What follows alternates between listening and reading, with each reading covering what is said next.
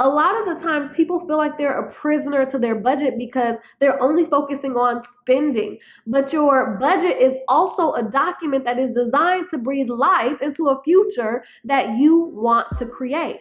Hello, beautiful people. It is me, Tasha K with Goddess Day, and today I want to talk to you about whether or not you actually need a budget. So if you have watched my channel at all, you know I have lots of videos about budgeting, and you know that I love budgeting. I think it's necessary. However, the reality is that most people don't. Most people are not budgeting. The statistics say that over 60% of Americans don't have a budget.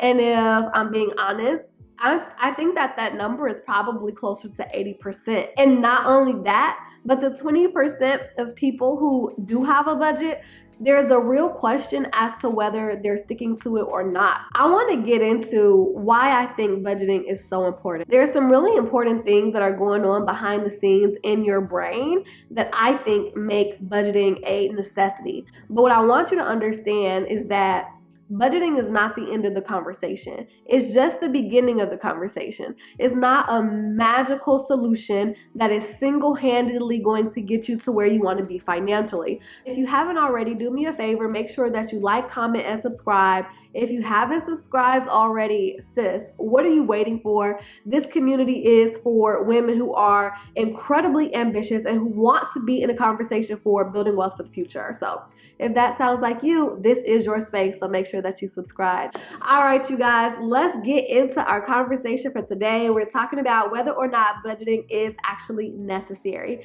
We're going into a new year. And personally, whenever I go into a new year, I start planning like crazy. I think of November and December as peak planning times in my life, and I have it in my head that most people do too. So my first question for you is, do you use November and December as a time to like get ready for the new year and plan your life? Or is this just something that I do? Like, is this in my imagination? Because, you know, I do videos like this at the end of the year because I'm thinking that you guys are like getting ready for the new year. You're thinking about your finances. You're looking back on what you accomplished this year, and you're really being thoughtful about what you want your financial future to look like. Is that really happening, or is life just continuing to go by? Like, I need to know. So let me know in the comment section. Do you get a pen and paper? I have my notebook right here. And this is not a prop, you guys. I have my notebook, I have my binder right here. These are things that I keep around, right? Of course, I'm planning every month, I'm planning every week, but I am especially planning every year. And I see it as an opportunity to, you know, work with a completely blank slate to start thinking about what do I want my new year to look like. I'm thinking that you guys are planning for the new year, so I wanted to have a conversation about budgeting because I think that budgeting is so important, and I talk about it all the time, but today I wanted to slow down and help you understand why. Now, if you think that you can just wing your finances and still get to where you want to be financially, I want you to know that that's just not really happening, right? 76% of people, and that number has actually gone up to 78%, are living paycheck to paycheck. This is pre-pandemic, right? 78% of people are living paycheck to paycheck. Right? Over 60% of people are not sticking to a budget. And I think that those numbers they correlate. People who are not sticking to a budget are living paycheck to paycheck. This is what I think. This is what I see. I want you to know that you're not going to be able to wing your way to financial success. So why is that? The reason is because you don't have enough discipline or self-awareness. You don't have as much discipline or self-awareness as you think you do, and it is really hindering your ability to move forward financially. And if you don't believe me, there is a way that I can prove it to you. All I need you to do is print out your bank statements from the last 3 to 6 months. So when you print out your bank statements and you go through it with a fine-tooth comb, I bet that you're going to see that you have more money going to places that you didn't even know, like Uber Eats, like Amazon, like dining out, like there are so many places, maybe clothes. There's so many places that your money is going and you don't even realize it. And every time I do this process for myself, I call it the bank statement review, and my clients do it as well. Every time I do this process myself, I realized something new. I have some incredible revelation that I didn't realize. There was a time where I was spending way more money. There was a time I was spending way more money on food than I thought. There was a time I was spending way more money on clothes than I thought. This recent time I realized every time I leave the house, I'm freaking spending money. And I also realized that I'm giving away more money than I realized. And so with those realizations, I can start to look at where do I want to be more intentional. And that is the purpose of your budget. So first, I want to help you understand what are the mechanics of your brain that make budgeting a necessity, right? So inside of your brain, there are two parts of your brain that are important for this conversation. You have the amygdala, which is at the back of your head, the base of your skull, and then you have your prefrontal cortex, which is at the front of your brain, right? The amygdala is what they call the reptilian brain because it has been around for a very, very long time. At the front of your brain, you have your prefrontal cortex, and this is a little bit more recent. This is what allows us to be intelligent, critically thinking beings, but it works a lot more slowly than the amygdala, right? So, and there's a reason for this. Back when we were hunter-gatherers or cavemen and women or whatever the case may be, when we saw something like, let's say we saw a pig scattering across the land, it would not be advantageous for us to be critically thinking about the pros and cons of pursuing it, right? That pig is necessary for survival, and you want to have something instinctual that's pushing you and driving you to go get that pig, not now, but right now. Your entire life and survival is dependent upon your ability to get that pig, kill that pig, eat that pig. And here's the thing. You don't know when another pig is going to make itself known to you. So you have to go, and you have to go now. Fast forward to present day, and we still have that evolutionary drive. We still have that biological instinct and hardwiring for instant gratification. So back in the day, instant gratification was a really good survival mechanism to make sure that, we were sustaining ourselves. But today we have so many other things at our fingertips. We have Amazon, we have Uber Eats, we have Grubhub, we can walk into a mall while we're driving. There are stores everywhere, right? And so this instant gratification is no longer about survival. It's really just about pleasure. And our brain doesn't really recognize the difference, right?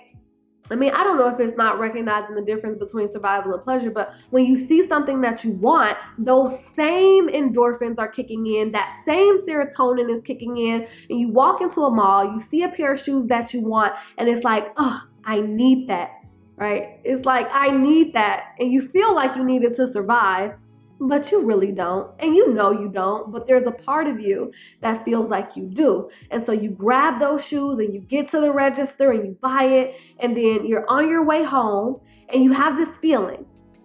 And what is that feeling? You know it. You've heard of it before. It's buyer's remorse. And the reason that you feel buyer's remorse is not because something has changed with the shoes, is that something has changed with you. All of those endorphins that were being released into your body by your amygdala, they're starting to dissipate. But also, your prefrontal cortex is starting to kick in, and it's like, excuse me, ma'am, you already had black shoes at home. You didn't need those black shoes. And plus, it's not in the budget. So if we're looking at, do you really need a budget? Like, do you really? The answer is absolutely yes, because without it, it is very difficult for you to be able to say, yes, I need this, and no, I don't need that. Your budget is the tool that you use to allocate your finances in the way that you want it to go. Without a budget, you are very much grounded in the moment, and that instant gratification is what is driving you. Without a budget, all you're focused on is what you want now, right? And the instant gratification factor is going to push you to spend money in ways that are in alignment with your pleasure. Your budget is to help you think about the future. The purpose of your budget is to help you allocate money in ways that are meaningful to your future. You have to be able to say yes to some of the things that you want now, but you also want to be able to say yes to some of the things that you want in the future. So, one of the other questions that I have for you is, when it comes to budgeting, are you thinking about your future? Because I know that it's very easy to focus on your spending, your debts, and your loans, and all of the stuff that you have to pay. But are you also thinking about the things that you want? A lot of the times people feel like they're a prisoner to their budget because they're only focusing on spending. But your budget is also a document that is designed to breathe life into a future that you want to create.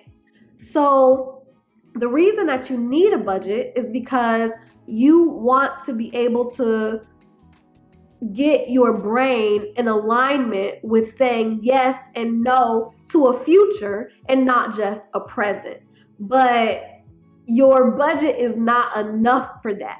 That's why I say that budgeting is the beginning of the conversation. It's not the end of the conversation, because when you're standing in front of something that you want, you need to have something to say, yes, this is in the budget, and no, this is not in the budget. But that alone is not enough to drive your execution and decision making in that moment, right?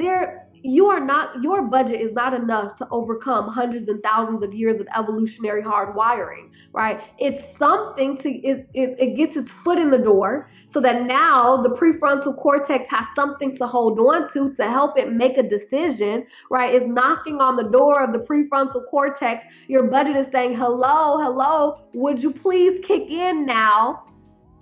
But it takes some time. So the other part, right? The other part of having the budget is putting the budget on autopilot. So there are things that you want to be planning for, and then you put them on autopilot so that you don't have to think about it, so that you don't have to worry about it. Just like your amygdala is operating automatically like that, you need tools that are working on your behalf operating automatically. So this is why I say budgeting is key. Budgeting is essential. You absolutely need a budget, but it is not enough. The other side of that is putting things on autopilot, because you need some things that are automated, just like your brain. You need an automated version and you need a critical thinking version. The critical thinking is happening when you're creating your budget, and then you put it on autopilot to be able to have a chance of being able to be successful. Now, also looking at, do you need a budget, right? Is it important? Think about if you were trying to build something, if you wanted to build your dream house, would you just try to build it from scratch? Would you just go and get some wood, even though you don't know how much wood you're going to need, you don't know how much nails you're going to need, you don't know how much bricks you're going to need. You don't know what it's going to take for you to be able to build this home. So what does the builder do? They have a blueprint. They have a plan. So you can think of your budget as your blueprint. It's going to tell you what you need to be allocating towards what in order to create this image that you have, this future that you want. You can't build that without a budget.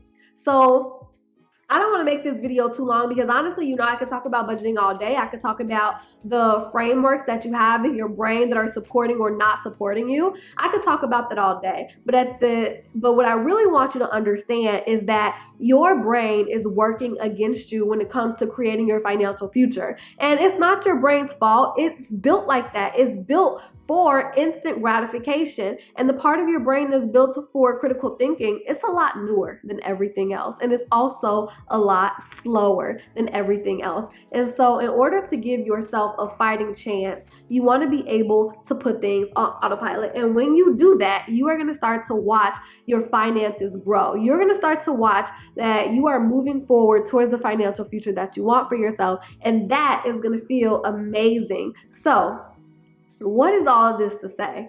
As you are thinking about planning for the new year, I want you sitting down, right, with your notebook, with your binder, writing out your goals, but also really taking the time to have an allocation plan, right? And you can call it a budget, you can call it an allocation plan, you can call it a desire plan, where you're thinking about what is it that you want for your future, and you're writing down where's your money actually going. And as you do that, that's just the first part. The second part is putting it on autopilot. And that is what is going to help you move your finances in the right direction. So what we do for our clients is we help them create an automated money machine that tells their money where to go. And if you want to have a conversation about what it would look like to create that for you, to make sure that your financial success is inevitable, then definitely make sure that you schedule some time on our calendar. I would love to be able to talk to you before we head into the new year, so that you can approach 2022 with clarity and confidence that you are going to reach your financial goals. Thank you guys so much. I hope that this video was helpful and beneficial. And make sure that you like, comment, subscribe, and really share this with a friend. All right, you guys, I love you, and I'll talk to you next time. Bye. Mwah.